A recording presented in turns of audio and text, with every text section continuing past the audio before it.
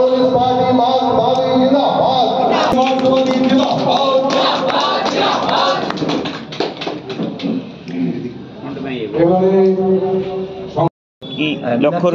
বলবে আপনাদের সামনে আমরা সবাই আমরা বলেছি 1 মাস ধরে প্রচার চলছে, ইতিমধ্যে একটা হাওয়া গড়ে উঠেছে। আমরা তুফানগঞ্জে যখন শুরু করেছি আমরা তখন মনীষী পঞ্চরণ বর্মা তার আগের দিন এবং আব্বাসউদ্দিন 125 বছর বাওয়াইয়া সম্রাট তাদের বাসস্থান এখানে গিয়েছিলাম। সেখান থেকে আমরা কতগুলো দাবি তুলেছি। আমাদের এই শুধু যাত্রা মানে রাজনৈতিক নয়, সামাজিক সাংস্কৃতিক রাজনৈতিক। এটা শুরু হয়েছে 17 ডিসেম্বরে গিয়ে কামারহাটিতে শেষ হবে এবং এই যাত্রার সঙ্গে সঙ্গে বিভিন্ন জেলায়, অঞ্চলে, পাড়ায়, মহল্লায়, বুথে ও বাংলা ভাষা যাত্রা হবে এবং সেখান থেকে আমরা কিছু দাবি তুলছি, মানুষের কাছ থেকে নিচ্ছি। আজকে আমরা উত্তরবঙ্গের কি সনদ হবে, এখানকার জল, জমিন, জঙ্গল বাঁচানোর জন্য, জীবন জীবিকা বাঁচানোর জন্য তার একটা খসড়া প্রকাশ করেছি শিলিগুড়ি সমাবেশ থেকে। তারপরে 1 মাস আমরা বলছি আপনাদের মারফত সবাই, যত বিশারদ আছেন, ভুক্তভোগী আছেন, ভাবনা চিন্তা করছেন, তারা সবাই মতামত দেবেন, পরামর্শ দেবেন। তার ভিত্তিতে আমরা বাংলা যাত্রার শেষ হবে তার 10 দিনের মধ্যে জলপাইগুড়িতে বিশেষজ্ঞদের নিয়ে বসবো এবং আমরা কিভাবে আমাদের পাহাড়, পর্বত, নদী, নালা বাঁচানো যায়, নাব্যতা বাঁচানো যায়, বন্যা রোধ করা যায়, বাঁধ বাঁচানো যায়, জঙ্গল বাঁচানো যায়। এই যে হাতি আঘাতে মানুষ মারা যাচ্ছে, আবার মানুষের আঘাতে হাতি মারা যাচ্ছে, তার মধ্যে ব্যালেন্সটা হারিয়ে ফেলেছে।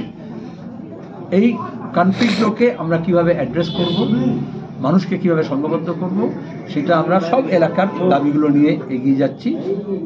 কালকে আমরা এই যাত্রা করণদিঘিতে, তারপরে হেমতাবাদ করে, তারপরে বুনিয়াদপুর হয়ে, তারপরে দক্ষিণ দিনাজপুরের বিস্তীর্ণ অঞ্চল যাবে।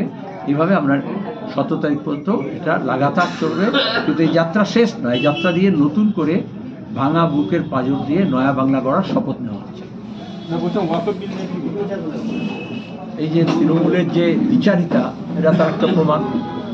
আমি নিজে, এটা ভালো করেছেন, প্রশ্ন করেছেন, আমি এখন সাংসদ নই, কিন্তু সুপ্রিম কোর্টে যে যারা কেস করেছে, এই যে ওয়াকফ সংশোধন বিল এসছে তার বিরুদ্ধে, তার মধ্যে আমি একজন, যে পিটিশন দেওয়া হয়েছে।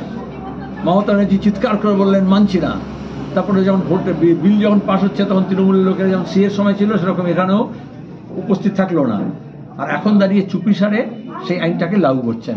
সব কটা ক্ষেত্রে দেখবেন তৃণমূল কংগ্রেস বাইরে এসে চিৎকার করে, তারপর ওদের দুর্নীতির কেস যেই সামনে নিয়ে আসে তখন দাঁড়িয়ে বলে ঠিক আছে, এদেরকে জামিন করে দিন, আমি আপনার জিনিসগুলো লাগু করে দিচ্ছি। আমরা মনে করি ওয়াকফ নিয়ে অনেক দাবির সঙ্গে বলতে পারি, কারণ জয়েন্ট পার্লামেন্টারি কমিটি হয়েছিল। আমি যখন রাজ্যসভা মেম্বার ছিলাম যুক্তফ্রন্ট সরকারের সময়, যখন দেবেগৌড়া গুজরাট গভর্নমেন্টের মন্ত্রী, তার ভিত্তিতে আমাদের পার্লামেন্টে longest serving joint parliamentary committee হচ্ছে ওয়াকফ নিয়ে। প্রথম চেয়ারম্যান হয়েছিলেন বিজেপির সিকান্দার বাগ, আমরা চেয়ারম্যান হইনি, আমাদের সরকার ছিল সমর্থনে। তারপর থেকে রহমান খান পর্যন্ত চেয়ারম্যান হলেন, 3 জন চেয়ারম্যান হলেন, 9 ভলিউমের রিপোর্ট হলো, কিন্তু আজ পর্যন্ত কোনো সরকার সেই রিপোর্ট দেখলো না। কিভাবে ওয়াকফের জমি চুরি হচ্ছে এই পশ্চিমবঙ্গে, বহরমপুরে, মালদায়, কোচবিহারে, ইসলামপুরে নিশ্চয় হবে। তৃণমূলের নেতারা, পুরসভা, কাউন্সিলর, জেলা সভাধিপতি, জেলা পরিষদের সদস্যরা লুট করছেন, কিন্তু বিজেপি এই লুট বন্ধ করতে চাইছে না, যেমন অন্য লুটও বন্ধ করতে চাইছে না। তারা যে জমি আছে সেটা কেড়ে দিতে চাইছে, সেটা আদানি আম্বানি কর্পোরেট হাতে দিতে চাইছে। আর এই যেরকম দেবত্ব সম্পত্তি আছে সেরকম ওয়াকফ বোর্ডের সম্পত্তি আছে। এটা সরকারের তো কাজ নয় ওয়াকফ পরিচালনা করা, তার জন্য তো একটা সংশোধিত সংস্থা আছে। সরকারের কাজ হচ্ছে সরকারের রাস্তাঘাট করা, ফেরিঘাট করা, ব্রিজ করা, রেল চালানো, ট্রেন চালানো, প্লেন চালানো, সেগুলো প্রাইভেট করে দিচ্ছে। আর যেগুলো ধর্মীয় প্রতিষ্ঠান আছে সেগুলোকে দখল করছে। এই জন্য আমরা এর বিরুদ্ধে। এখন কি হচ্ছে, তারা সায়েন্স খুলতে হবে। এখন হচ্ছে যদি কোথাও স্কুল থাকে তাকে বাঁচাতে হবে, কারণ স্কুলটা তুলে দিচ্ছে।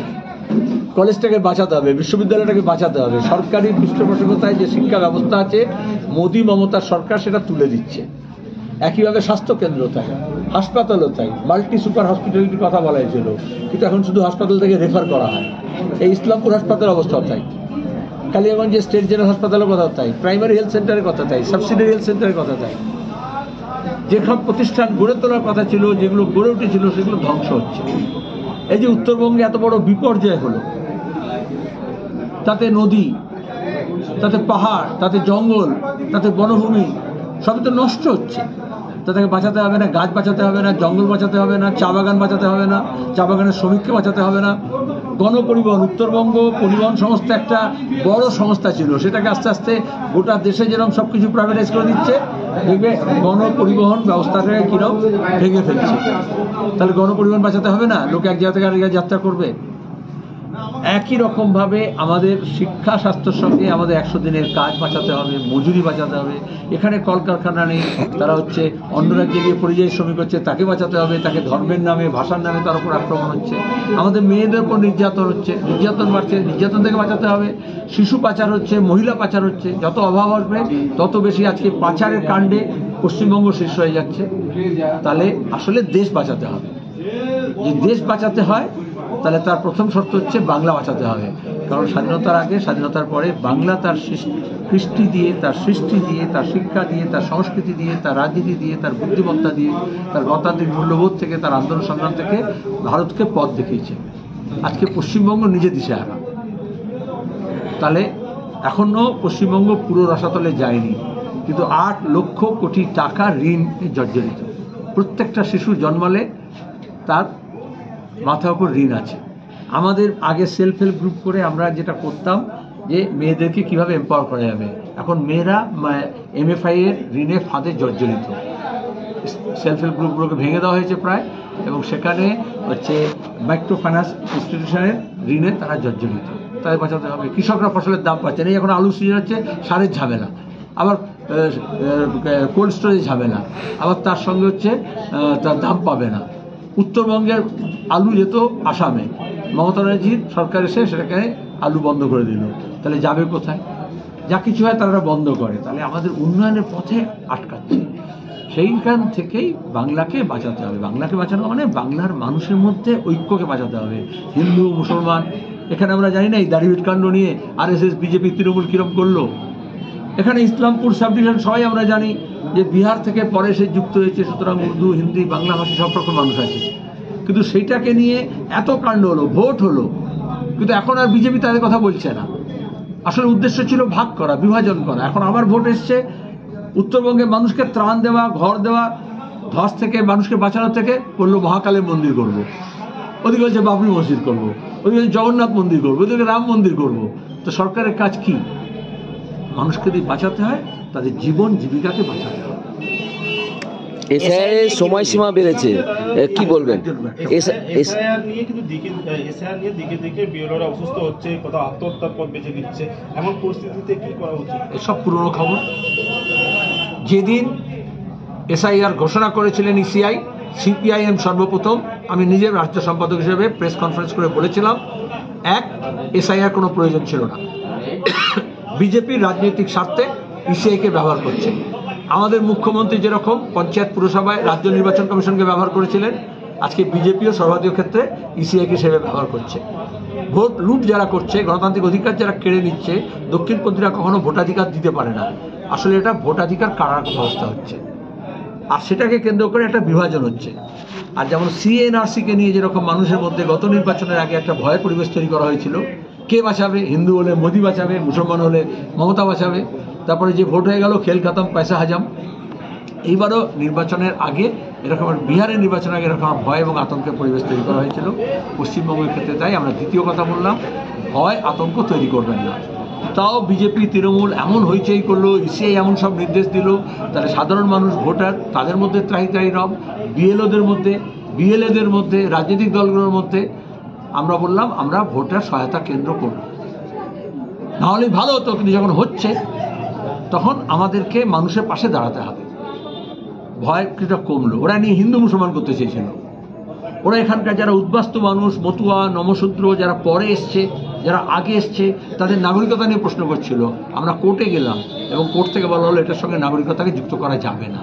আজকে যে মতুয়ারা বিজেপি করছিল, সেই মতুয়ারা এখন বলছে যে আমাদের ফাওতা দিয়েছে, 800 টাকা 50 টাকা করে নিয়েছে, কার্ড দিয়েছে, কিন্তু সেই কার্ডের কোনো মূল্য নেই।